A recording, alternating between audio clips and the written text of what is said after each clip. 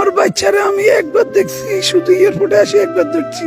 আমি বিদেশ আমার ওয়াইফের সাথে আমি 1 মাস 10 দিন সংসার করছি ভাই। আমি রিলেশন করে বিয়ে করছি।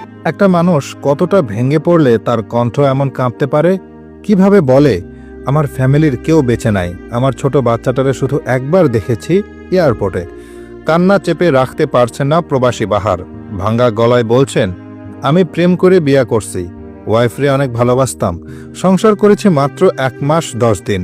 ভেবেছিলাম দেশে ফিরব, নতুন করে সংসার সাজাবো, কিছুদিন শুধু ওর হাতটা ধরে থাকবো। কিন্তু সেই স্বপ্ন আজ কবরের নিচে। এক দুর্ঘটনায় সবকিছু হারিয়ে ফেলেছেন তিনি।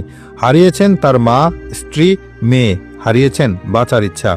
ওই দিন সেই গাড়ি খালের পানিতে পড়ে যায়। গাড়িটা তখন নৌকার মতো ভাসতেছিল, পানি গড়গড় করে ঢুকছে ভেতরে। বাহার চিৎকার করে বলছিলেন ড্রাইভার লক খুল, সবাই বের হয়ে যাবে। বাঁচতে চায় ড্রাইভার ভাই, লক খুলেন।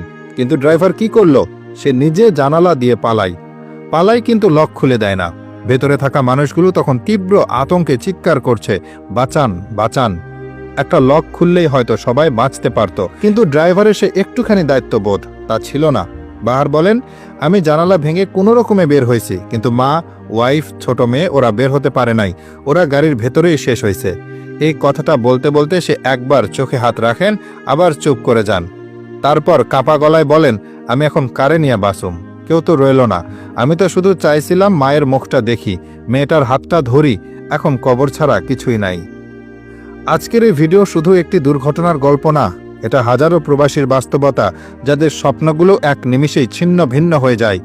জীবন অনেক ছোট, দায়িত্বহীনতার ফল কতটা ভয়াবহ হতে পারে তা আজ স্পষ্ট। এই ভিডিও যদি আপনাকে একটুও নাড়া দেয়, প্লিজ শেয়ার করুন। একটা শেয়ার হতে পারে অন্য কারো সচেতনতা।